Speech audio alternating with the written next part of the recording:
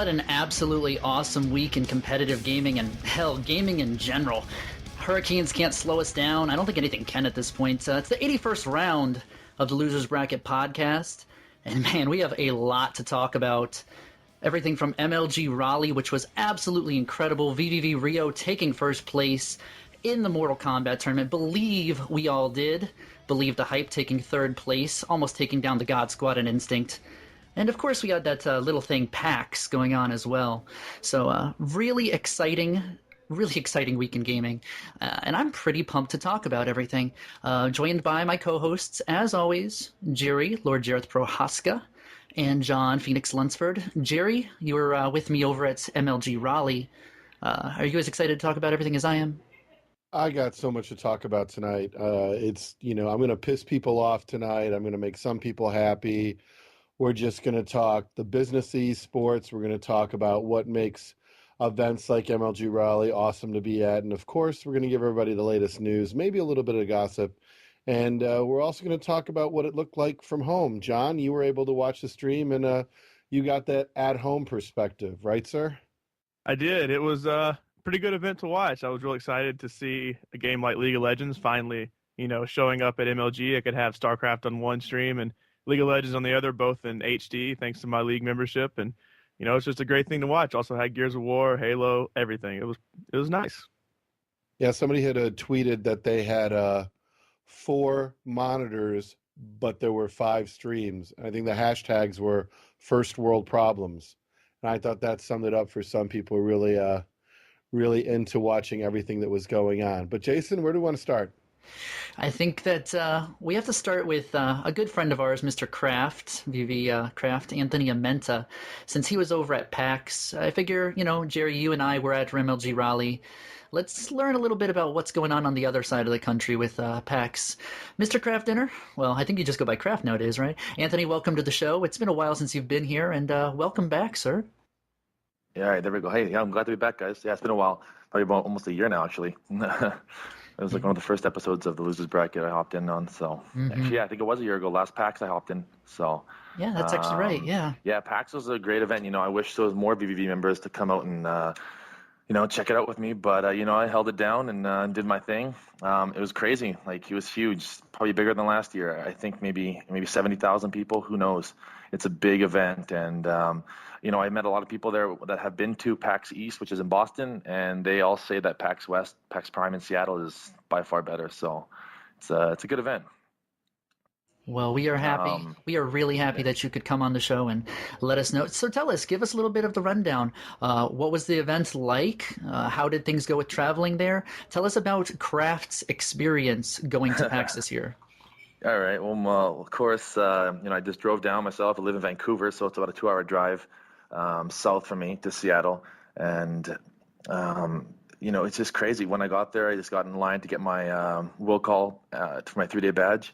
And I immediately head over to the exhibition hall and just get in line up for basically the doors open at 10 o'clock in the morning. And as soon as that happens, everyone's just in there and they all plow in. And some people have their game plans set to go to certain games because the lineups are crazy at PAX.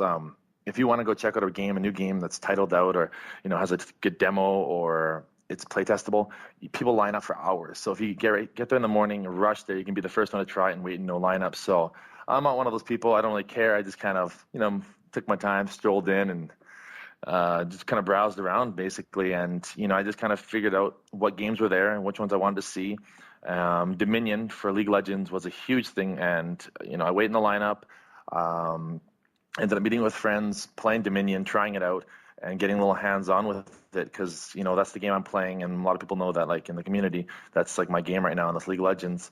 It's totally worth it. Awesome game. What else? Like, but I gotta cut to the chase here. I gotta cut to the chase. I want to know about the after parties. It's PAX. I'm sure that there were a lot of great games, but you, sir, know how to have fun at night. And anybody out there who wants PAX news, Google. I want to know about the after parties. Who'd you meet? Who'd you talk to? How were the ladies? I want stories. Well, a little different this year. I didn't actually go to any nightclubs. I mostly stuck to the bars. Did we lose him there? I did a think lot we of did, networking yeah. this year. I met a lot of cool people from Riot Games, Oh, there he is. especially two in particular. Hello? I can hear you guys. Can you hear me now? Yeah, Yeah, a it little sounds. bit of lag there, I think. No? You're good to go, though. Go right ahead. All right, yeah, a little lag. I think it's the problem. Yeah, so networking this year, and while I was in line for the Dominion booth for League of Legends, I got to meet two really cool people. One is Steve Mescon. He goes by Pendragon on the community, and Jeremy Page, who's J Page, and he's a senior environment artist. And Steve is director of community relations. So I was talking to those guys, kind of filled them who I was and what's going on, and they invited me out to like the pubs when they go out tonight. So later that night, I waited for the tweet, and I basically met up with all these guys at the bar on Friday night, and it was kind of low key. We had a good time. We drank. We ended up heading over to another bar later on that night, and it was a Friday night. So I didn't want to go too crazy because Saturday's usually the best night. But in terms of parties, there was quite a few. There was like one called Trinity going on. It was a big hit. A lot of people went to that one. There's tons of parties everywhere though. Like it's unreal. Every kind of major booth usually hosts a party. Like Frag Dolls had a party on Saturday night. Sega had a big one, I think, on Saturday as well. But I just kind of skipped out on those because I was really like into networking and getting to know these kind of guys. So on Now, Anthony, Saturday night as well. Anthony, for those who don't Yep. know what you do, because it has been a while since you've been on the show, why don't you tell them what you do professionally and why networking in this environment can almost be a gold mine for someone that works in your field? Yeah, totally, for sure. It was a little bit lag, so I'll kick in here. I do animation. I'm a lighting artist.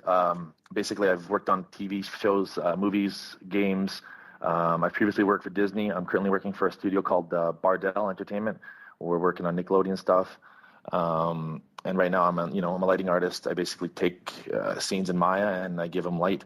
So basically, I was networking at these events. Basically, I was talking to people that were in the same, field as me. So the guy who mentioned earlier, Jeremy Page, he's a senior environment artist, and he does all the lighting and environment work for the game League of Legends. So that was a huge network. That was a huge, resource for me right there to meet him and get to know him. And that's why I chose to change up my PAX plans a little bit instead of going out and partying with people. Meeting all the cosplay girls and everything. I kind of just stuck with. I know, guys, that no women's stories this time, but. But hold on. I like how you slipped that in there. The cosplay girls, as if that normally is what's going to be on you. When Jolly listens to the show, he's going to go, Anthony, what were you thinking? I know. Jolly will hop on like next week or so whenever he comes out of that underground club he started. Yeah, there was tons of girls. It was an awesome event. It was really good. But sorry, I missed that work here. People trying to talk to me. What was I saying? Yeah, a lot of girls and a lot of good parties going on. But this event, I really wanted to focus on just networking. And yeah, so I met Jeremy Page, and awesome guy. We went out. We went to the bar, and just that whole night, I was with a bunch of fans of League of Legends like myself, and a lot of the staff came out. Like a ton of the staff came out. We went to the pub, then went to a pub two pubs, and I basically pub crawled around, went to different places, and just drank and had a good time. And I became friends with these guys, got a lot of contacts, and that was my nightlife for the most part. I didn't really go too crazy, no nightclubs and no real women action this time. What you may not know, everybody, right now is that his boss is standing like 10 feet away from him, so being very careful what he says at work. Yeah, pretty much. Yeah, I'm at work right now. I work late, but the overall experience of PAX was amazing. I waited in a couple lines to get some beta codes or T-shirts or just some swag. I think a couple of the big ones I want to mention is Counter-Strike Global Offensive was really good. It was on the Xbox 360 for the demo, but the beta key that I got is for PC, so I'm really stoked for that. Pulled off some amazing moves, got the crowd going on Counter-Strike, and let's see. As I mentioned earlier, Dominion was awesome. I really can't wait for that to launch, hopefully in the next month or two. There was no date set, and I couldn't slip anything out of those guys when they're drunk either. They're pretty good in their their ways of describing what's going to happen with the future of the game. But big things are happening for League of Legends and Riot, that's for sure. What else? I met some, ran into a couple good people again. Like last year, I was hanging out with Swoozy, one of the Season 1 Ultimate Gamers. This year, again, same thing. He was at the New Egg booth, so big shout out to Swoozy and kicking my ass on Street Fighter again. Well, so I ran into a Hat person. He was a Season 2 person for Ultimate Gamer. DJ Wheat, awesome guy. Got to hang out with him at the Alienware booth, and as well Kraft. So when I was in the lineup at Counter-Strike Global Offensive, or I think it's Offensive, yeah, Counter-Strike Go, I met these two cool people while in line with me. Her name's Jessica Brohard, and her boyfriend, I think it was Dan. She's a writer for a website called Pixelated Geek, and so I ended up hanging out with them at the Barcraft and introduced them to DJ Wheat, and it was a great time. I really networked as much as I could and met a lot of good people, a bunch of people from Game Breaker TV, and yeah, it was an awesome weekend. And I definitely recommend anyone who can't make, let's say, MLG at the same time next year, but hopefully they don't schedule the same time. I hope they separate a little bit, but awesome event, and I hope some people come out next year with me because it's a fucking good time. I'm a little jealous. I mean, obviously, Jerry and myself were over at MLG in Raleigh, but it sounds like you had an absolutely amazing time. And Anthony, I don't think anybody here could ever doubt your dedication to your passions, because slipping away from work to join us on the Losers Bracket is pretty awesome, I have to admit. I really want to thank you for giving your time, coming by and sharing your experiences with us. And who knows, maybe we'll be able to get MLG on a different weekend next year so that we can all join you, because that sounds like it was one hell of a time, my man. Any shout outs before you head out? Just the VVV community. It's keeping it real at Raleigh while I was gone at PAX. You guys did awesome, and for the viewers listening right now, you're going to hear all about it in a few minutes. So big shout out to you guys and everyone else that came out to PAX this year. It was a great time. Thanks for having me on the show, guys. Take care, Anthony. Have a good night. Don't work too hard. Take care. See ya. Thank you so much. And I've got to say, that was awesome, but I'm really stoked to talk about this next subject, guys. MLG Raleigh, what an absolute hell of an event. I think that the attendance was a little bit impacted by the hurricane, but for the most part, it was an MLG event. Tons of really cool people were all hanging out, playing games we all loved, and there were some really amazing results too. Before we get to that, though, I think for those of you that were worried about the hurricane, I want to say, we did get spared any real problems in Raleigh, so it was smooth. There were a couple of moments that power was lost in places, but it was really brief, probably just as long as it took a couple breakers to switch, so it wasn't very long power outages. And for the most part, I was pretty oblivious to there being any hurricane, except for maybe a little bit Saturday evening, I guess, would be probably the best that I would say we saw a little bit, but it really wasn't bad. Yeah, I've got to agree. I mean, I woke up at one point to lots of wind against the hotel, but aside from that, it was nothing big. I mean, I was driving in a little bit of rain, and that's it. So, I mean, let's talk about some other storms of excitement that were going on. That was a really bad transition. What's wrong with you now? Before we get to well, you know what? Why don't we begin with, I think what was probably, I think a lot of people underestimated the attraction that Mortal Kombat 9 got. So I'm going to tell my story about the finals, and then maybe we can talk a little bit about up to that point before then. But let me start out by saying that VVV Rio is probably one of the best representatives of the fighting community I've had the pleasure of meeting. He's dedicated. He's humble. He is focused. And he's not interested in fame or being the person that necessarily everyone likes. He is phenomenal to watch play, and he is equally humble when he is helping people. I think day one, Jason, he went 31-0. Is that right? It was something like that. I know he had right around 30 plus wins on each day. By the end of the second day, the MLG refs that were over there taking care of the event, they basically said, you know what? You really don't need to play anymore. If someone comes up and tries to take over your spot, we'll come find you. Just stop playing. Stop playing. It was so funny because they actually stopped like anybody wearing a VVV shirt from coming over and playing him too, because they were just like, you know what? He really doesn't need any more wins, and you're not as good as him. So I thought that was rather funny, and he was amazing. I actually want to thank him because he inspired me. I actually went out today and picked up Mortal Kombat. I had never played the game before this, and he showed me a couple things, and I even took 3 games in a row, which is, I know that's nowhere compared to his 30, but for not having picked up the game before, his tutelage, he's absolutely amazing. He's really good at what he does, and he's a great teacher, by the way, too. Yeah, I agree with you. He's when we were there before the finals, he was sitting in the Mortal Kombat 9 area, and he was playing a couple people who were kind of gathered around him, and he was just giving him pointers. And that is the kind of ambassador you need for a video game. So, without overstating that, I think it's so important for anyone who wonders, what is the best thing you can do when you're representing the video game you love? Well, take a page out of Rio's book. That's my advice to you. Humble, dedicated. He was one of the people to go first back to the hotel room. He always got a full night's rest. He didn't hang out, drink. When his roommates came in loud and noisy, which I know they did, he never once said a word to anybody or complained. It's just that kind of person. So overall, I was happy.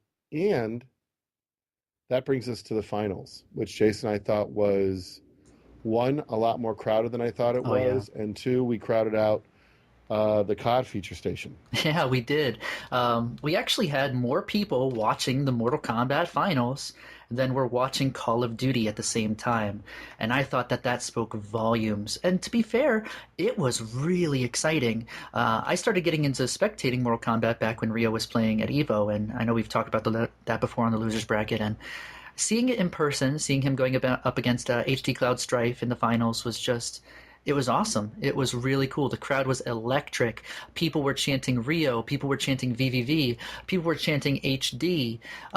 It was just absolutely phenomenal to be there in person. And I just can't help but think, you know what? This would be an absolute wonder to have on the circuit. John, watching from home, I know that you didn't get to see as much, but did you catch any of the recap? And what are your thoughts?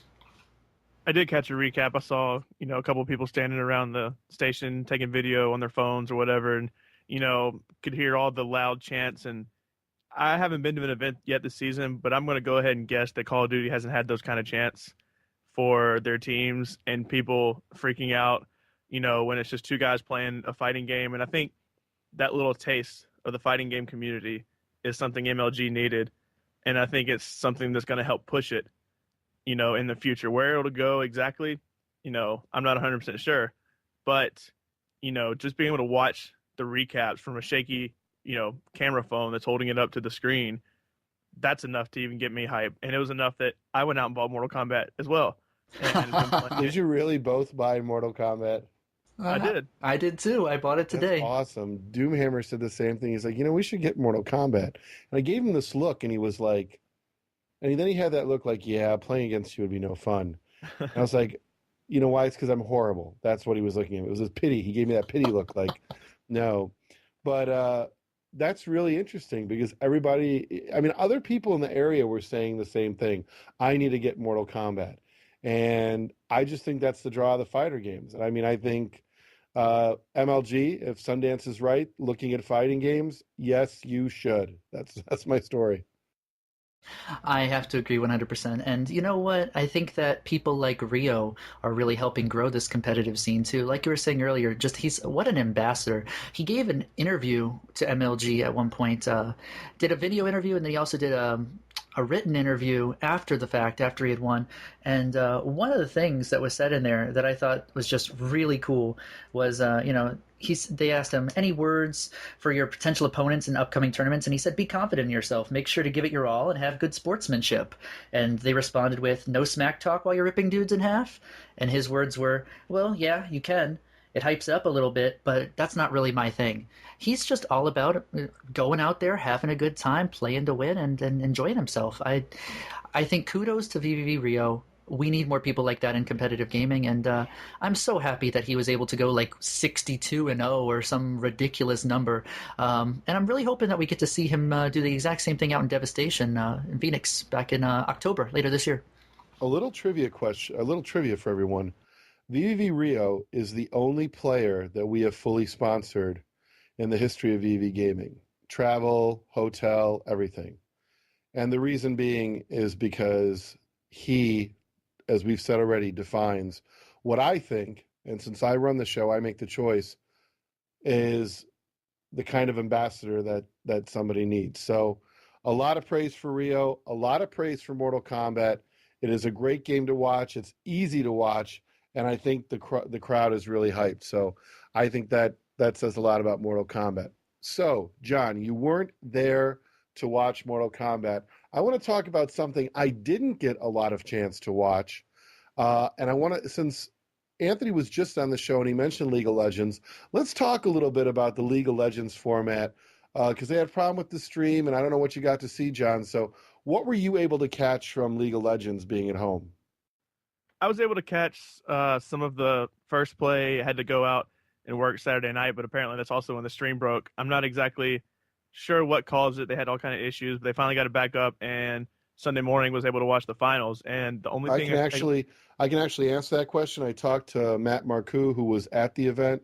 The problem was that same weekend, the servers that Riot Gaming was using were also playing Dominion for PAX, as Anthony pointed out, and it appears that caused a conflict between what they were trying to do at MLG and what they were actually doing out at PAX.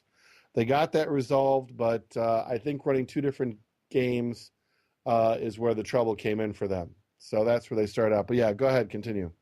That's understandable, and I'm almost curious where their servers are, because obviously it's a big game in general, but do you know if all their servers are in LA where they're based, or if they have East Coast servers as well? Because I wonder if that would help in the future maybe solve problems like that. Well, I'm guessing if that was what Matt said, I'm guessing that they only have servers in one location, because it would make sense to me if they had East Coast servers. Why would they be running PAX, or why wouldn't they be running what's going on at MLG? So I'm guessing they're probably centrally located.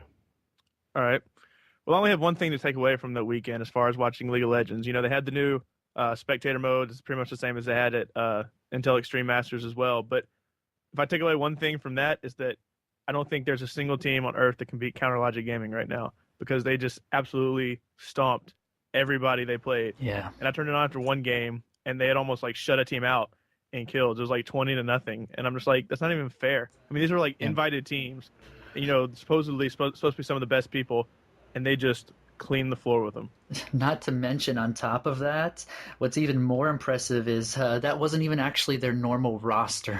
They had one ringer that was actually there as a last-minute replacement, a guy by the name of Voyboy, who was playing as their solo laner, and he just apparently was one of the MVPs. One of the things that MLG posted in one of their articles was how incredible this guy played, even as a last-minute replacement. So I think that Counterlogic really deserves some kudos for doing as well as they did, even though they didn't have their original roster fully at the event. I think that that's impeccable. Yeah, I do too. And, you know, between Hotshot GG, who, I mean, and he's one of those people as well. Like, you talk about Rio, you know, being a great ambassador. I look at Hotshot GG, and all he does, and the rest of his team too, Elements, Chauster, all they do in between events is like throw guides out there, teach people how to play. People like me, this, you know, I'm on like a level 15 player and I play it for fun. I can go, and there's a million guides out there from someone on CLG that is helping me learn the game, and it's telling me what things to buy, what, you know, skill order to, you know, purchase my skills in and stuff like that.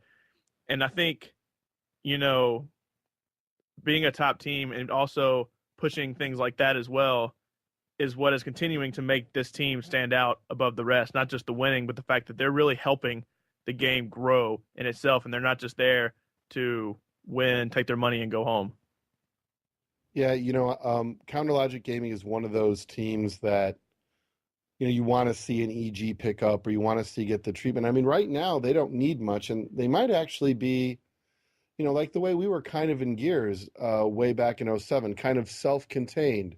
We had, you know, a lot of the community, a lot of things going on. And I'm talking about back in the Vision days, back in 07. This team, I think you're right, absolutely has it all together. And they are in my opinion, fantastic for League of Legends. And I think, there's been a lot of conversation about Dota 2. One, I feel Riot really still has the momentum and the advantage.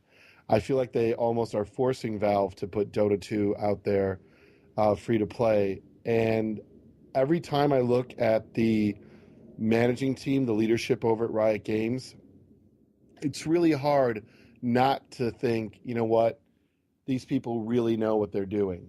For those who don't know, Brandon Beck is the CEO. He comes from Bain and Company. That's near and dear to my heart because I came from the consulting field. And Bain is one of the just top small consulting firms. They've got Mark Merrill over there, right? This is the guy that I think does all their financing, co-founder. He's from Merrill Lynch, US Bancorp. He's a great guy. So, I mean, the whole team over there, Chris Senek, Stephen Meskin, all of them. I think if there is a leadership team that I have confidence in running a game company, Riot is it. And I'll be honest with you, Matt Marcoux seemed so happy and confident in the position and place he was at Riot Games. And anybody who knows him knows he's a great guy. From the top all the way to Matt, I think a lot of good things are happening. And with Dominion coming out and everything else, I don't know. I think Sundance is right. I see now why he said I could run my business on Starcraft II and League of Legends. It just seems to make real sense to me. Most definitely, I can agree with that. I'm a little upset that I didn't get to watch more League, and there were a couple of stream problems and things like that. But and it was kind of hard. The space that they had League of Legends in to actually spectate it live right now is kind of tough. But I do think in the future it's going to get bigger. I mean, in the prediction roundtable special that we said a couple weeks ago, I really feel like League of Legends can be right up there alongside StarCraft as one of those titles that takes MLG to the next level. It's a fun game and it's great to watch. I'm excited about it. I want to move over to the other game that we were just mentioning that I think will take MLG up to that next level. Let's move into some StarCraft, because yet again we had another winner that had never been to MLG before, and of course I'm talking about Bomber. Korean dominance yet again. We had top 6 all coming from Korea. Top placing foreigner was Huck. John, you were watching some of this from home. What are your thoughts about this StarCraft event?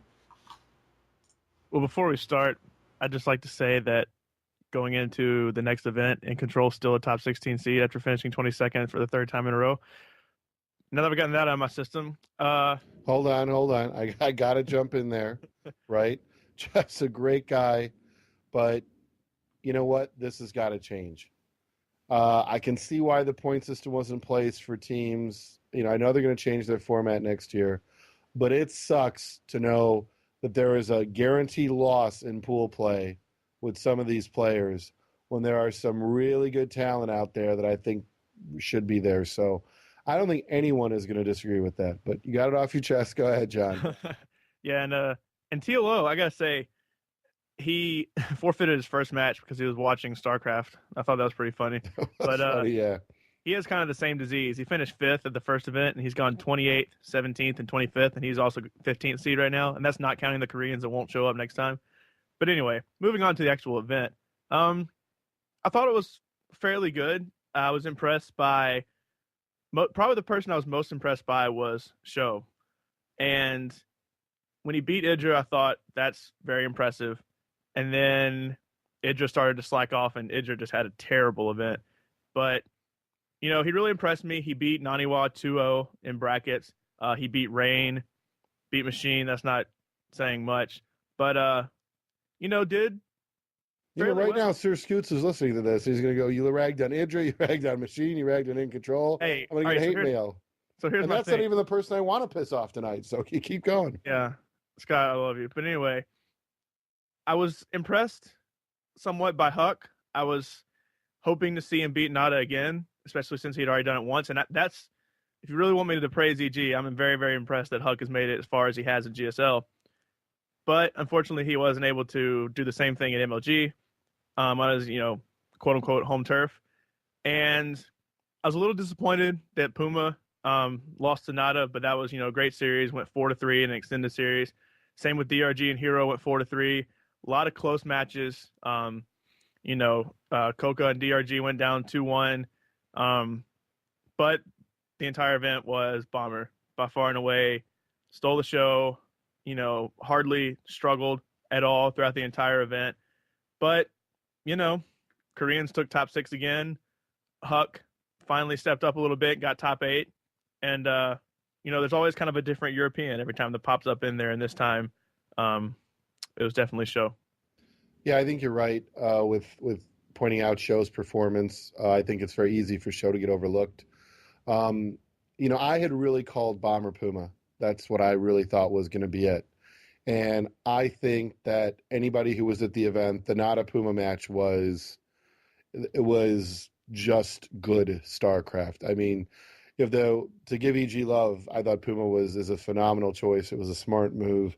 He certainly performed. He's where he should be, which is clearly a top 8 player. I think Nada did surprise a few people, but again, it's a tournament; anything can happen.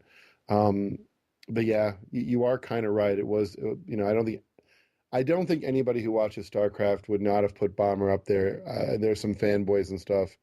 And I thought Dong Regu did a little bit better than I expected, to be honest. I know a lot of people look at him and he gets a lot of love on Team Liquid and everyone says he's amazing, but not for me. There are things sometimes in this play that I look a little bit at, and I'm not going to claim to be an expert, but third place, so nothing to complain about. So, Jason, what do you think about StarCraft? What were your thoughts?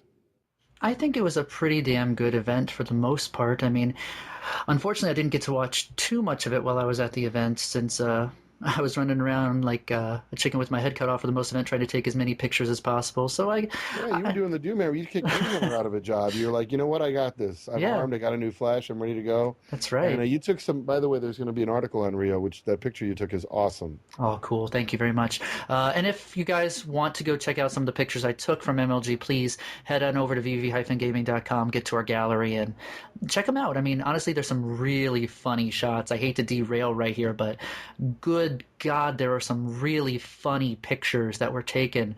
There's one of Brock back in the hotel room trying to replicate a troll face. I think I've never laughed harder in my life. That was incredible. But I digress. Back to StarCraft. I did get to catch the finals in between watching that and Halo. And to be fair, I didn't think the finals were as exciting as they could have been as in previous events. I think the first map was just awesome. Coca was playing very well at that point. It was interesting, though, because both of the players had a lot of nerves, and it seemed like they were kind of shaken maybe at first, being up on that stage. And I thought it was cool that no matter which one of them won, it was going to continue the tradition of a new person from each event winning. So I don't know. I'm excited. I'm really interested to see who comes in next tournament in Orlando and see if that tradition continues. Yeah, I think you're right a little bit about the nerves. I think that at one level, right before the game, I think that, I don't know if you caught it, but they did an interview with Coca and Bomber, and I think they were both really happy to be there, both really respectful of one another, both real gentlemen, real sportsman-like, respectful gentlemen. And I think Coca looked nervous. I don't know what it was, but it was just like, I remember he wiped his brow once, and Bomber just, I think he's showed that experience. You know what I'm saying? He's just been there. He's done this before. So if you get a chance, if it's on the MLG website, look at the Coca and Bomber pregame interview, see what I'm talking about. Overall, though, I think you're right. It did feel slightly muted, and I'm not sure what it was. Was it because there was another 6 Koreans in the top? I don't know. I don't know if that mattered. I don't think that mattered. I wonder if because there are those players in the pool play that is still clinging on because of the point system, that it's easy to disconnect. Like if you watch a movie and then something sort of turns you off of it, like takes you out of the film, sometimes it's hard to get back in. And I wonder if in certain moments, because we knew certain matches were not going to go well, that if that got the crowd disconnected. I don't know. John, you mentioned it. I don't know. What made you mention in control again. Just that again, we've got a player who ends up, whatever, he ended up 22nd, and really, to be honest, we could have put a player from the open bracket, and it would have been maybe more interesting to watch. Yeah, one person I kind of forgot to mention this before, but also to Muslim, if you want to go for another EG shout out, was probably the most impressive player that isn't usually one of those top players, especially from EG. I think he outshined everybody minus Huck and Puma, who are kind of the, they're going to be the best people there.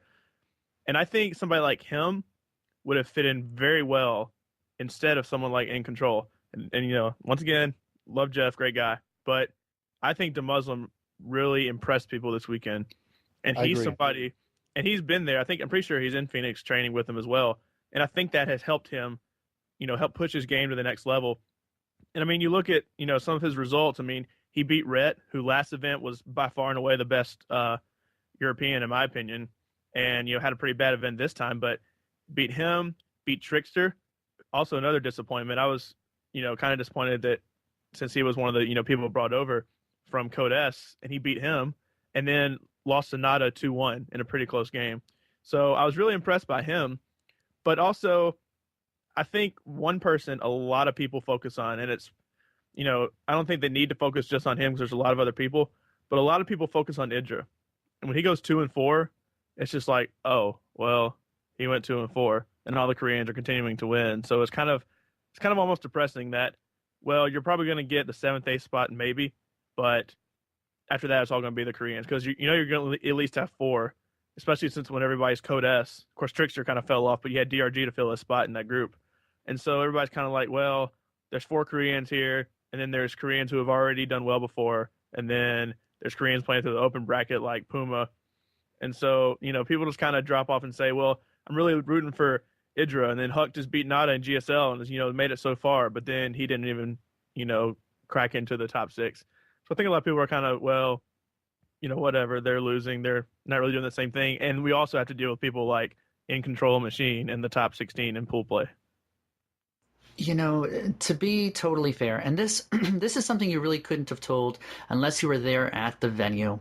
One other thing that I think kind of dampened StarCraft a little bit, and this is going to sound weird because it's never happened before this entire season, was Halo was really good. There were a lot of people that were spectating Halo, and this is after you had left, Jerry, when they were doing the Instinct versus Infamous match at the end of there were so many people on the Halo side of things. I was shocked because I've been to 3 of the 4 MLGs this year now, and there was by far, I think, the most Halo spectators I'd seen for the entire season so far.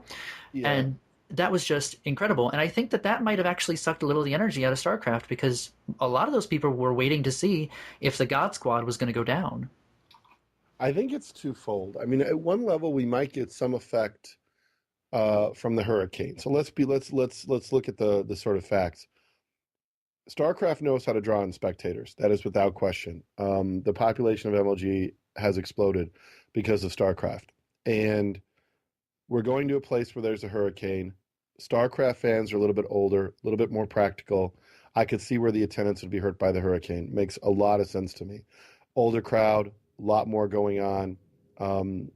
I think that's not unfair statement to make. So I think a little bit. But I also wonder if Sundance, kind of saying, it was going to come down to Halo versus Call of Duty on the Xbox 360 next year. Halo certainly appeared like it was not going anywhere.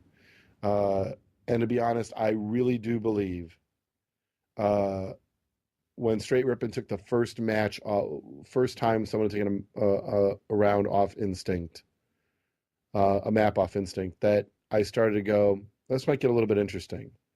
And then when you have a big community like VV Gaming at an event, and we can transition to Halo here since we're talking about it, but I think, and I know this is going to sound really biased, but I really mean this, I think of all the Halo play that weekend, the closest, most interesting match was between Believe the Hype and Instinct. I think that was, that had everyone's attention. We had a lot of Instinct fans there, a lot of people who were betting on Instinct, and it could have been another 3-0, 3-1 where, they get done, they walk away, and they say what they believe. Instinct's going to sweep. When Game 5 started, I think there was a special tension in the room. I do. Yeah, I think that, to be totally honest, I think that's an understatement. I mean, the crowd was going absolutely nuts. I know that I was there with, pretty much everyone that was representing VVV from the event, and there were chants. There were people chanting VVV. There were people chanting BTH. There was Instinct chants, and there were people that were really, I guess you could say, like polarized. There was people just on one side all the way to the other extreme. There was people holding up the little write boards where people write in dry erase marker that said things like VVV is bad, and other people were booing them for that.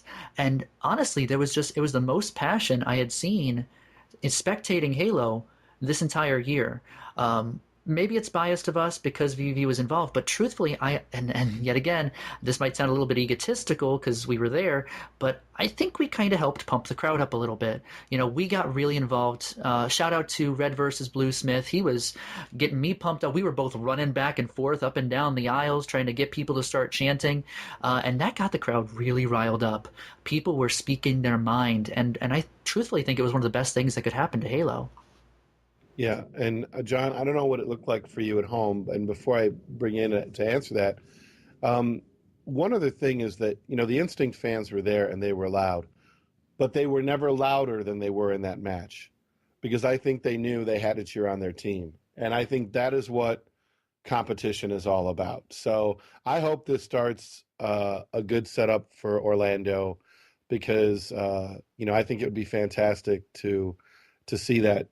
I don't know if that translated at home at all, John. What did it look like to you? Yeah, I was going to mention, you talked about Halo kind of taking away from StarCraft and making it a little, lesser of an event. When the finals for StarCraft were held off, I think they were kind of waiting to see whether the final series went to an extended series or not. And it just said, Coca versus Bomber coming up. And that's what I was watching, because I keep my thing on StarCraft II the whole time. And anybody that knows me knows that I don't give two shits about Halo.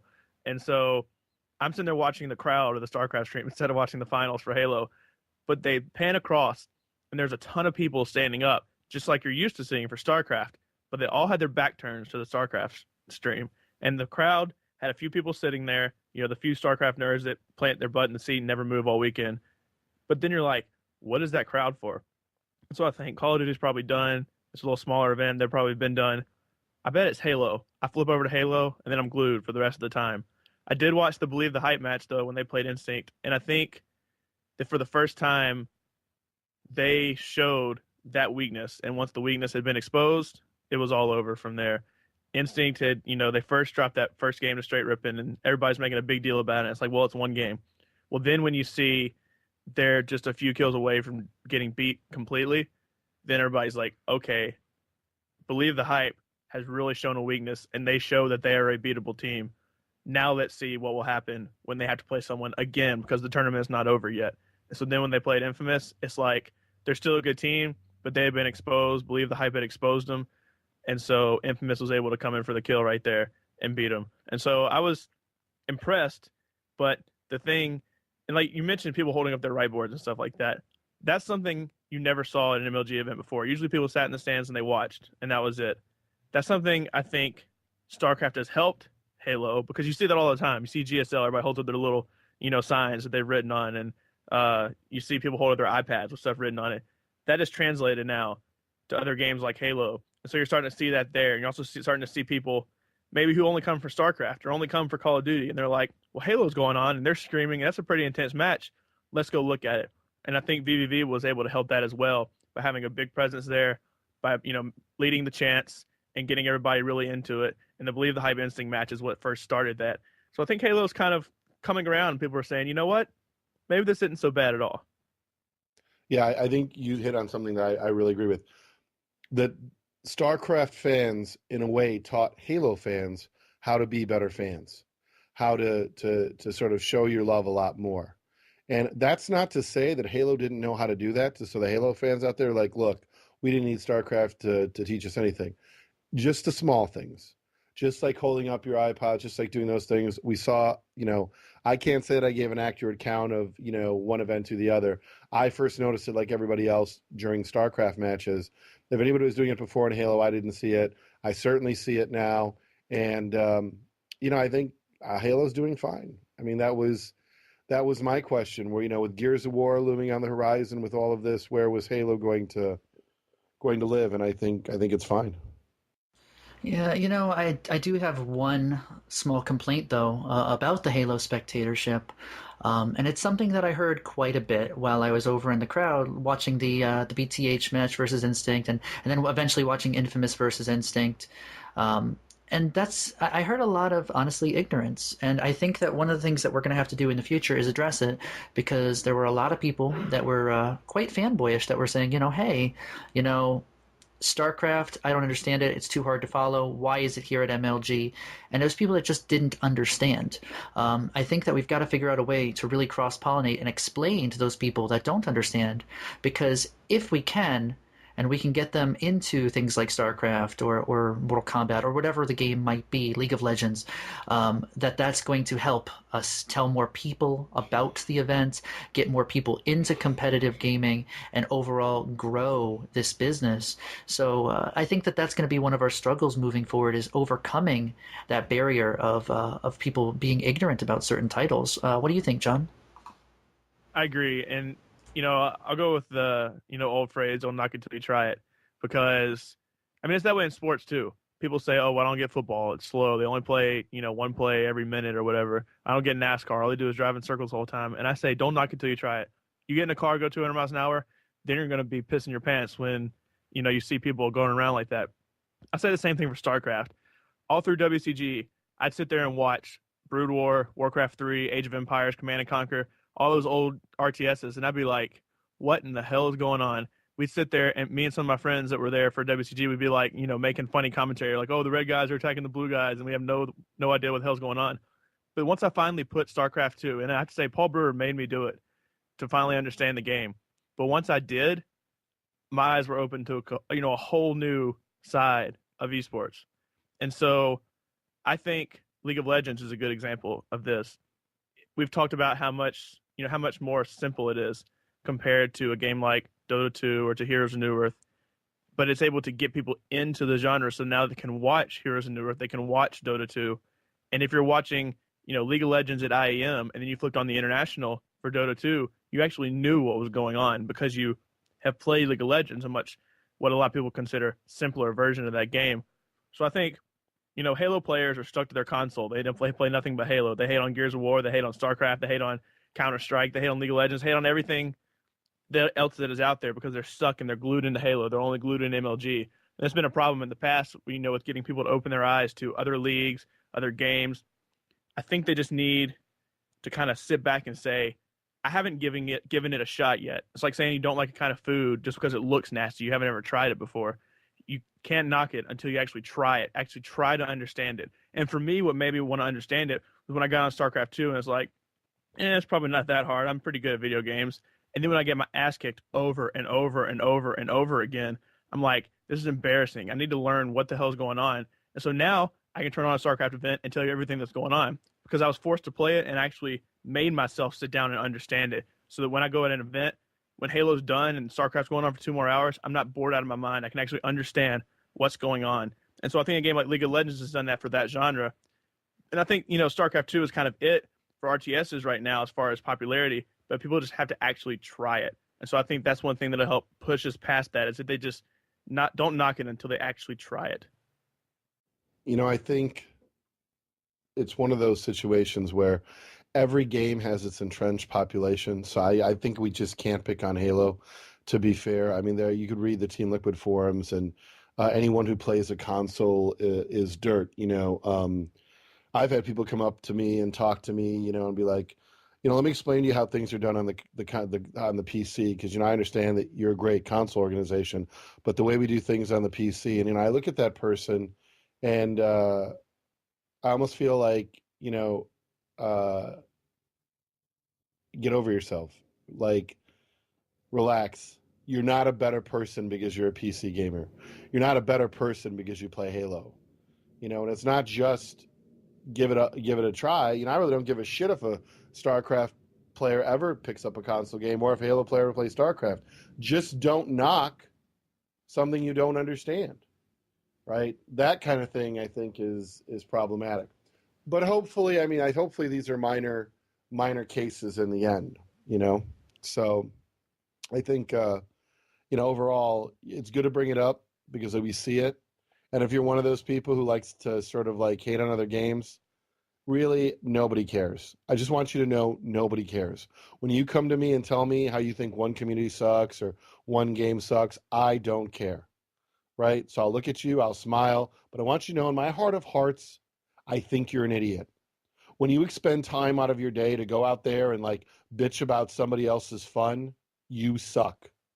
So embrace your suck, relax, and if you don't like a game, don't worry about it.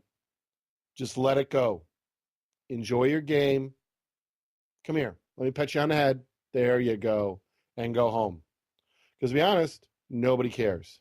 I just had to get that off my chest. Let's kill that horse. It is dead. Oh, Jerry, you kill me. But embrace your suck. I love that. That was amazing. Words to live by, I do suppose. But I guess and I hate to say this right after you said this, the last title that we haven't really talked about yet, kind of, I guess, did sort of embrace its suck this event, and that would be Call of Duty. It didn't seem like there were many spectators for Call of Duty. The chairs were really cut down, and I don't know. John just reminded me that I can't forget Gears of War. Yes, that's very true. Gears of War, they did have the show match, but as for actually, competitions, tournaments, Call of Duty being the last one, I don't know. It's just there was a really great Cinderella story in Claps. Which, shout out to Apathy, former VV member, Pikachu. They did amazing. They did absolutely phenomenal with Fear taking the crown. But, from home, John, I'd love to hear your thoughts. What did it look like on the stream? Because in person, it was kind of disappointing, and I'm wondering, where does COD go from here? What are your thoughts? Call of Duty has always been disappointing to me on stream, and so that's why I maybe watched 5 minutes of it, and the only reason I did that was because they had the stream switched up and had StarCraft Red on Call of Duty and Call of Duty on StarCraft Red. So instead of missing half a match, I decided to watch a little Call of Duty. Got bored in the 5 minutes I was watching it. They switched StarCraft back on, and I was all set. There's no love there, is there, John? Like none whatsoever, is there? No, and I like playing Call of Duty. The series is something that, I'll go buy the new game when it comes out and all, but you know what? When it comes to competition, there's just way too much else there that I would rather watch other than, especially now that Halo had a good, solid event. And, now I have to bring it back up. We already talked about that. StarCraft's always good. You add League of Legends in there, that kills it. For me, I don't have enough time to watch anything else. And then add a great Halo ending in there. I got nothing for Call of Duty. Sorry, that's just my personal opinion. Well, I know there are some good people out there in the Call of Duty community, and I know the game is wildly popular, and yeah, I've got an XP event coming up, and so maybe, that's it. But, I don't want to be like, don't shoot the messenger here. It's not, our fault, for those of you who may be upset. It's not our fault that it had low attendance. I don't know what the stream numbers were. To those of you in the Call of Duty community who tweeted Sundance that you don't understand why League of Legends is on there when you know that Call of Duty gets more views than League of Legends, you're wrong. You are really, really wrong. And so I don't want to, be the bringer of bad news here, but, and to be fair, I've been looking at Twitter all day today, and I see nothing but strife and team changes, and there's all kinds of chaos going on sort of in the Call of Duty realm. Right? We didn't take number one. We want to see these changes. So I wish there would be some amazing future for Call of Duty, but maybe it's just not the kind of game people like to spectate. Maybe at the end of the day, that's the story. Call of Duty is not a game that people like to watch. They love to play it. They just don't like to watch it. What do you guys think? John? I agree. like I said, every Call of Duty game that comes out, it's like before on the Xbox, I wasn't a huge. I played Call of Duty on PC when it first came out, but I was a huge Rainbow Six fan, and then that kind of slowly died away, and Call of Duty was a big thing, and so I think we're finally going to start to see that transition from Rainbow to Call of Duty. Now, hopefully, at least I think it's going to be this way, go from Call of Duty to Battlefield. Now, will Call of Duty be bigger? I don't think there's any question. I mean, just look at what they're doing with their, Call of Duty XP event. But as far as gameplay, I'm looking forward to Battlefield 3. Probably play it on PC instead of console. But, Modern Warfare 3, it's like, oh, they're making another Call of Duty. Oh, that's cool. I'll probably buy it and play it with my friends. But after a month, I'll set it down and never play it again like Black Ops. I hadn't played Black Ops in probably 6 months just because, I don't know. It's just kind of the same thing again. So, Jason, what are your thoughts on it? Oh, wow. When you're spectating COD, it's tough. It's really tough. The way they have it set up at the venue or on the stream, you're only really seeing one person's perspective. With Halo, yeah, you've got the big screens. You can see everybody's viewpoints. It's kind of easy to tell what's going on because of that. It might be a little hectic on the Halo side, but at least you can see anything that you want to see at any in particular time. With Call of Duty, it's really tough. I mean, especially with things like two-side play. We don't have any commentary going over the actual venue because, that would detract from the actual competitors. So let's take, any in particular map, say there's going to be two sides, say it's a specific score at the end of that side. Well, when you go over to the next side, if you're just walking up to spectate that match, you have no idea what's going on unless you ask someone, what was the score last round? Because they don't have any way to really notate that. That's incredibly tough. How are you supposed to get into a match when you don't know who's winning and what's going on?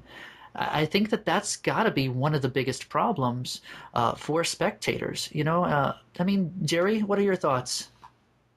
I didn't watch any of it. I'm just going to be honest with you. I would look and, the seats were empty and people were playing and it doesn't feel the same. I mean, I'm at an MLG event. My weekend's short. I want to have fun. I want to be engaged, right? And everything engages me, right? I love to watch the Koreans play. I love to watch Rough play. I love to watch our players play Starcraft. We're all sort of gathered around, huddled, trying to figure out, how's he going to do? Where are we at? All of that, okay? I think that is fantastic. And I think in a lot of ways, we are in the right place. I don't know how else to say it. We are in the right place with those games. And I look forward to, Doomhammer's just downloaded League of Legends. Got a lot of people in VVV playing League of Legends. I look forward to learning more about League of Legends. I was one of those Dota kind of snobs, but something John said earlier, the barrier to entry with League of Legends is less. And that's what World of Warcraft taught us about MMOs. The barrier to entry is less to know, less harsh penalties, et cetera, et cetera. I'm not going to go on the difference of League of Legends. We've talked about it on the show before, but the barrier of entry is less. It brings more people to spectate, and obviously people like playing it. So I wish I could say any of that for Call of Duty. It's just not there. And with a short MLG seasons next year, which if I, understand what Sundance has said on the show, as well as what was said in Fortune magazine, these 4 seasons, 11-week online culminating in an event allows him to make changes to games that don't perform. And that's where I see Call of Duty right now. So, I think that's about all, that's about all I see. So, with all that being said, I wish I had something positive to say about Call of Duty. So I know Call of Duty fans are going to be like, whatever, but sorry, it just didn't do it. Let's move on. So what else went on at Major League Gaming? Yes, Gears of War. My. John, you were at home. You're a Gears of War fan. I'll let you tell me what you thought about it before I say anything that I'm sure will come back later to haunt me. I already think I know what you're going to say, but it was good to see the game. It's been, I don't know what, 3 months now or so since we played the beta. I've been looking for, some fresh gameplay. This was the first time we got to see execution. It was execution. Got to see the new what map? Trenches. they've changed that map, and I actually really, really, really like the way they changed that map, making it where you can't get spawn trapped anymore. And obviously, that's not a problem in execution. But if TDM makes an appearance or King of the Hill makes an appearance, the way they changed it, I really like. And I would have liked to have seen more maps instead of seeing pretty much the same thing that we've already seen. But the Epic QA people gave the Insanes actually a run for their money, and so it was fairly entertaining. Commentary was all right. I'm sure you'll touch on that. And yeah, I mean, it was just supposed to be a show match, give a quick look at the game, give this crowd, which I'm sure is not much of a Gears of War crowd since it's been 2 years now removed from the circuit, a look at the game, and to show that, they're looking forward to being there next year. So I think it was a good showing, to say the least. But, there are things could be improved on, sure. But it's just good to see the game. I'll let you go now. Well, I mean, look, I love Gears. I do. Everybody came up to me and asked me if I thought the Gears of War match was fixed. And I said, I don't know. I have no idea. I mean, because it seemed convenient that, Epic wins 2 and then the Insanes come back to win 3. And was it fixed? I don't know. I really don't care. Any of you who watched it to see who was better, you're just being silly. I mean, that wasn't the point of the match. What didn't I like? I don't want to go there yet. Why don't we go with what I liked? I ran into CDN, Vicious, Cream. It was good to see all of them. Shout out to you guys for trekking down to an MLG event. I think it's fantastic to see, prominent members of the Gears of War community at an event. It was good to see Vicious again, who was in VV Gaming. Obviously, Cream has been a rival since 2007, and I've always had mad respect for CDN. And a matter of fact, I once again lobbied CDN to take a page out of Day 9, retire the sticks, and I don't know, maybe be that lead spokesperson for the community. I think Caesar would do a phenomenal job. As I told him, he's humble. I remember when watching him on World Cyber Games Ultimate Gamer, he just has charisma. And I believe a guy like Caesar, CDN, could really help grow the Gears of War community. Now Arctic. Arctic tries. I won't take that away from him. But I said this to the guys at the event, and I'll say this to anybody. When you make it so obvious that your goal is to be the one to do it, I'm going to be the one to fix the community. I'm going to be the one to make it grow. That ego works well probably in pop music, but I'm not so sure it works in sports.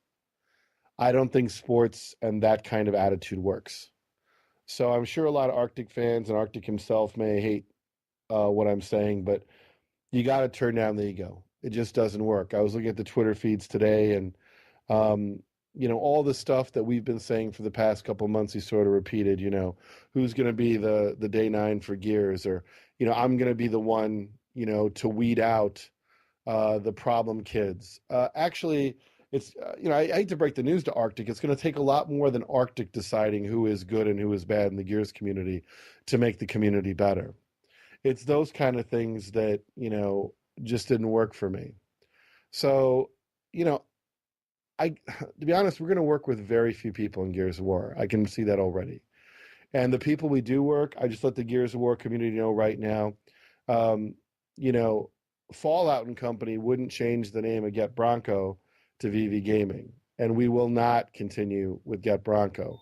So just to be sort of clear, it's not one of those things that I'm in any mood to debate with the Gears of War community at all. I love Gears. We will support Gears. We will have a fully sponsored team for Gears, the first time ever. But you will play as VVV Gaming, and I don't care what your name is, because EG and Complexity certainly aren't going to let you play for them as Get Broncos. So by all means, fund your own travel. And I say this as, and I said it to CDN, you have to understand that you're not competing just with Halo anymore. There are other big kids in the room, and I do have one fear. And my fear is, will we run into the same problem that Call of Duty has? So for all those confident Gears players out there, I'm going to make one important note to you. Do not be blind to what Call of Duty showed us. Call of Duty is played by millions of people worldwide. It is a blockbuster AAA title that almost everyone plays and owns. But it cannot get people to watch it, and I don't think it's going to last on the circuit. So before you're too confident about Gears, remember, MLG giveth, MLG taketh away. And you're going to have to live in the shadow of 1, StarCraft and League of Legends. 2, I would not dismiss the presence of fighters should they arrive. And Halo didn't look like it was going anywhere. So humility is what you will need. Because if you piss off people, they are not going to watch your game. They are just simply going to do what we don't want them to do, which is to say, I don't like Gears. So that was my take. Again, we need more Caesars. We need people to put down the sticks, that want to commentate, that want to grow the fan base. And, I think in a lot of ways, I talk about Gears because I love the game. It's sort of like any of the guys who played Counter-Strike that love to talk about Counter-Strike. And, who knows? I mean, Counter-Strike Global Offensive, if it's good, it may very well be another title at Major League Gaming. Who knows who's going to open up their pocketbook? And we don't know where the uptake's going to happen. But, Gears, no. I think I had a lot of people ask me, are you only going to sponsor Get Bronco? And I said, no, you should want that position.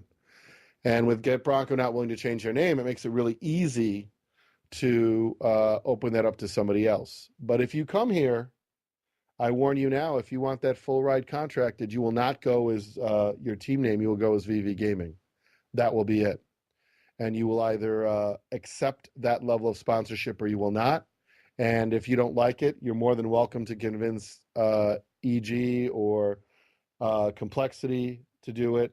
And if not, maybe you can get Mark from Quantic Gaming to spill more money, or you can probably try Ion or Eon or whatever they are. I think they're going to let people go with their team name.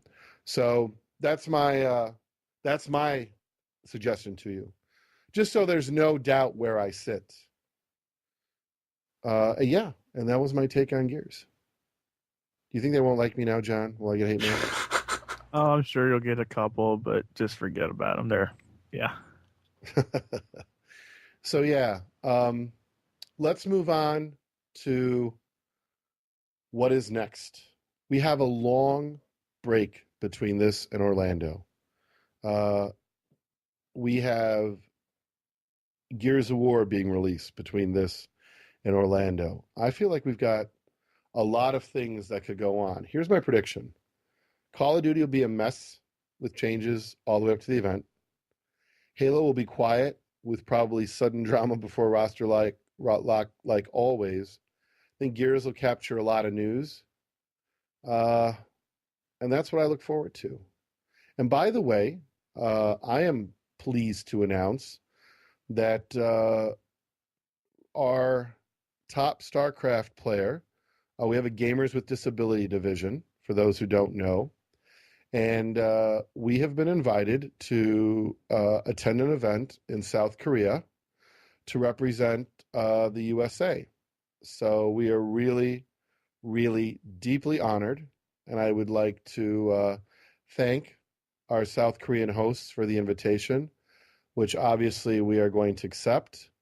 And VV Spectral, myself, VV Doomhammer, Spectral's caregiver, Kevin, and our very own VV Titan will all be heading to South Korea from September 20th to the 24th for the CODEF event, which is centered around disabled gaming. So I will have an opportunity to sit on a panel, and we'll be talking about ways to set up a system by which we can handicap gamers based on their level of limitation. So I'm pretty excited about that. it'll be a great chance for me to get out to South Korea and nose around a little bit. But I'm sure they'll have us busy. But I'm sure I'll find a way to have a good friend of mine. I've got some friends over there to smuggle me out. That's the plan. So yeah, I'm pretty excited about that. Well, to be fair, I don't think it could happen to a more talented individual. I mean, I highly recommend, if you haven't heard Spectral Talk, go back. I think it was episode I want to say 75 that we did an interview with VVV Spectral and talked about his disability and how he plays StarCraft and just his entire story. And honestly, it's really touching. He's an absolute inspiration to me, and it's definitely worth hearing that story of what he's been through and what he does to overcome his disability. So if you get the chance, please do go listen to it. I am really excited for his opportunity. And honestly, it's a great opportunity for Titan, too, to finally go over to South Korea and see what StarCraft over there is like. And I really am looking forward to a couple weeks from now when you're able to come back with a full report of what it's like over there, Jerry. It's really cool. I do. I look forward to it. I know there's also going to be Warcraft 3, The Frozen Throne, and FIFA Online. And I have to give a big shout out to Craig Levine from ESEA for making that introduction. I deeply appreciate it. We're going to have Craig on the show probably next week if I have my calendar memorized right. We're going to talk a little bit about Counter-Strike Global Offensive, and we're also going to be talking about all the things going on at ESEA. So, I mean, I think that's really, really good stuff.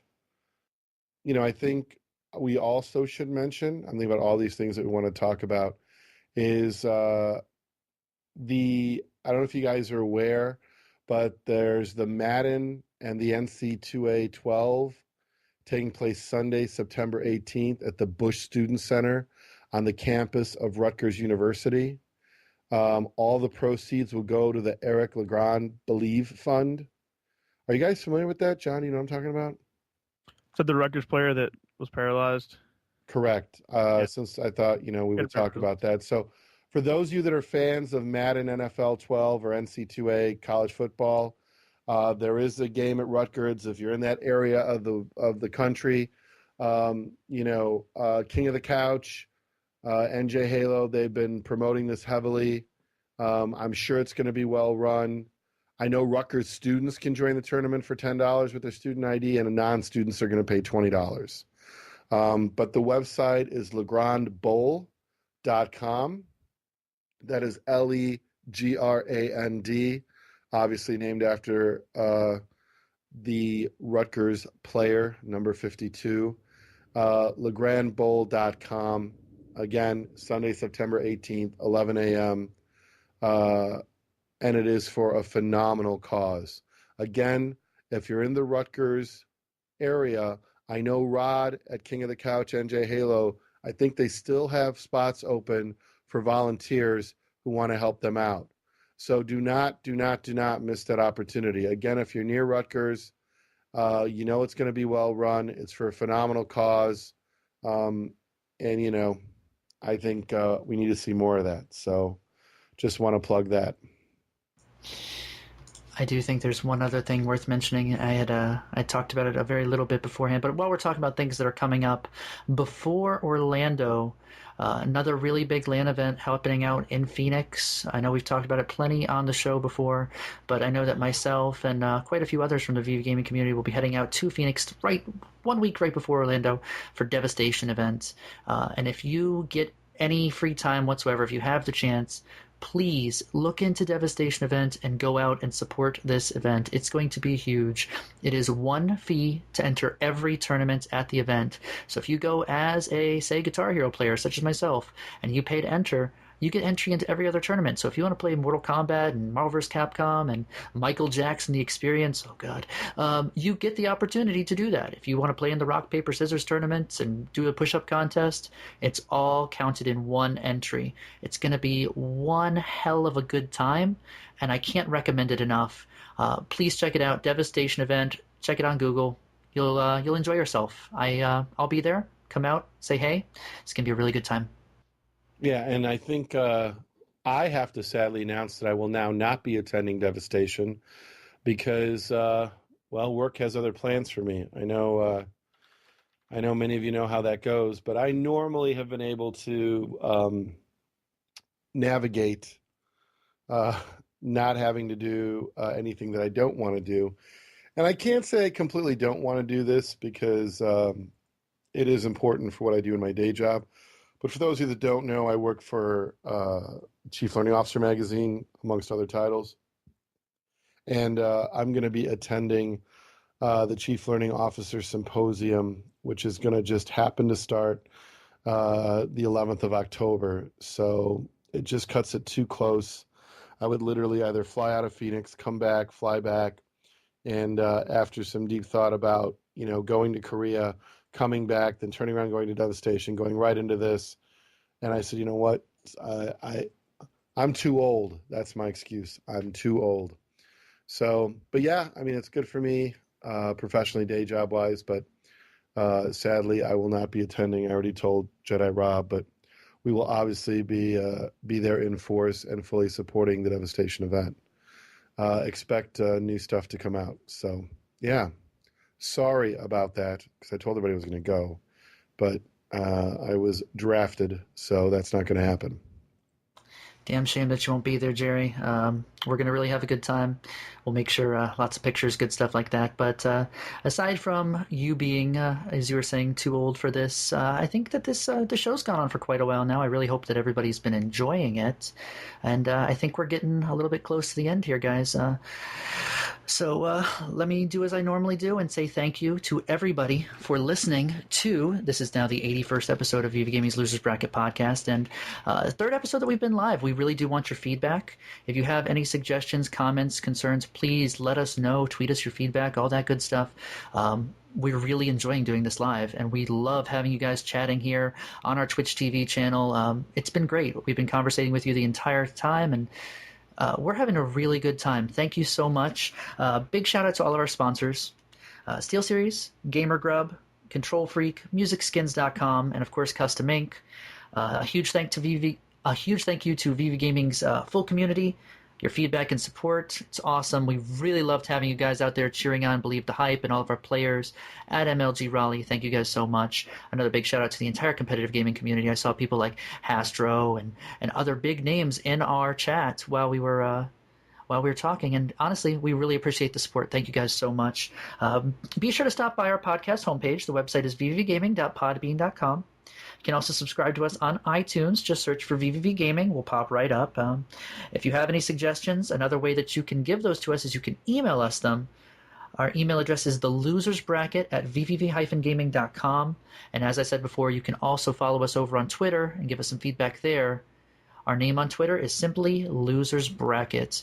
I want to give you guys one more thanks. We're really enjoying doing this. Please continue to tune in, support us, tweet out when we're live, and really, we're doing this for you. So thank you so much for all of your support, and we look forward to doing this next week. If everything goes according to plan, we should have Craig Levine here next week joining us. We'll be talking some Counter-Strike. It'll be good times. Before we go, John, any shout-outs? Yeah, I just want to let everybody know we got some downtime between the events, like was said. Check out Devastation if you want to. Also, Madden comes out today. NHL comes out. Great game. All of you should go buy it. Gears of War comes out. Also, for anybody who was at Gal Nation, had a virus, doesn't anymore, so you can go there. And, yeah, thanks, everybody at VVV for continuing to support all this, and we'll see you next week. Yeah, goodbye, everyone. Thanks for listening to the show. And see, I didn't think I pissed too many people off. I was well behaved, right? Tell the truth. You weren't that bad. I was actually wondering if we were going to get a rant out of it, but I guess some people will be disappointed. Yeah, no rant. I would rant, but not yet. It'll happen though. Someone will keep doing stupid things until I've had enough, and then what we should do one week is we should do a overview of all the competitive gaming organizations. And we should sort of rank them and rate them. That is guaranteed to piss people off. Oh my God! You know what would be great is if we really make them upset. I think that would definitely send it to people through the roof because I already can see who's going to be mad and who's not going to be mad. You know what would be great is if we had some of like the owners of these different competitive gaming organizations on on call. I don't think we could get not a chance. They wouldn't. Come on. Just don't tell them. I'm telling you, they wouldn't come to the show. No, don't tell them what it's going to be on. Do it Jerry Springer style, Jerry. Yeah, right. Come on. That'd be cool. All right, everybody. On that note, we are done. Take it away, Jason.